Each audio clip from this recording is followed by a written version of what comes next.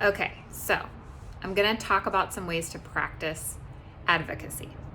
So it looks different in different situations, right? But here are some examples. One of them could be that a doctor comes rushing into the room and starts spewing information at you when you don't even know who they are, what their name is, or what they're talking about. So in this case, advocacy is saying, okay, hi, hold on a second. I actually am not sure who you are. Can you just kind of slow down a little bit? Can you reintroduce yourself and let me know who you are? And then let's talk about what it is that you came in to talk to us about. So that's one example of it. Another example is that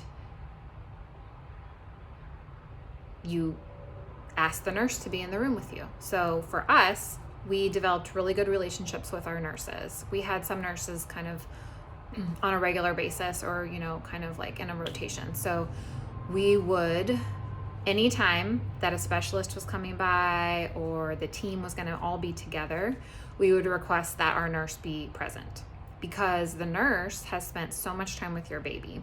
They have done all the little tasks and some big tasks regarding your baby. And so they have a lot of insight and they ask a lot of really good questions. They've also just been around the block. They know the kinds of things to look for. They know how some of these things go, and they are a really good resource for being there to kind of hold your hand and help you through. So you can say, hey nurse, the specialist is coming by today. Do you mind popping in when he's here just so that we have you kind of in the room with us because we trust you and we feel like it's really important that you're there.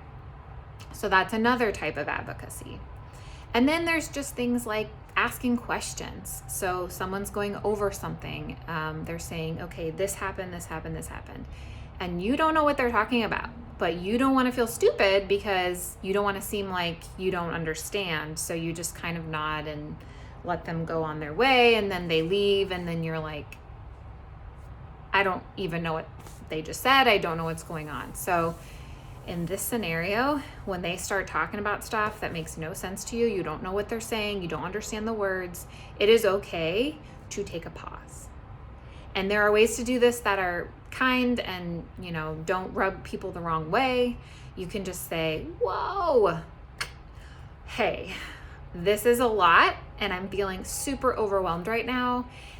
And either can we take a break, or can you come and sit down by me, because they're probably standing above you, or can you, just be sort of more on my level and kind of just explain that again, because I don't understand what you're saying. I don't know what these words mean.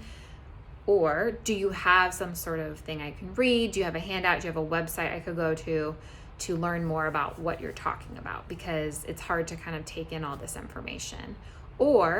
And would you mind coming back again later on today when you're doing more rounds, or, to kind of go over what you said again? Because I think by then I have some time to look into it. I can formulate some questions to ask, because I do really want to be able to ask you questions that I have.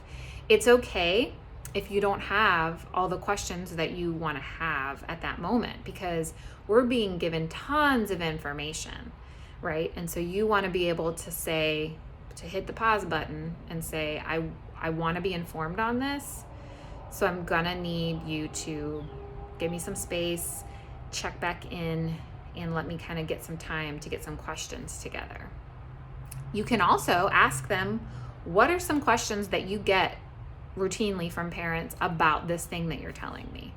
What are the things I should be asking about? Because sometimes we don't even know what to ask because we don't know what to ask. And so it's a matter of just even asking the professional, the specialist, the doctor, hey, when you've explained this to other parents, what are some things they've asked you about? What are some things I'm not thinking of, or that I couldn't think of because I don't even know anything about it? And a lot of times they'll say, you know what? These are some ways that I've explained it, or these are some things that I would like to say. Ultimately, it's important that if you don't feel like you're getting it, or you don't feel like you even know who you're talking to, that you hit the pause button, because you have every right to do so. You are important. You are important in your baby's care. You are important in making decisions, and your input matters. And so you are allowed to say, hold on, or who are you? You are allowed to do that. I'm giving you permission.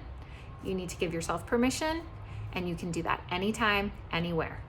It's important, and I know you can do it.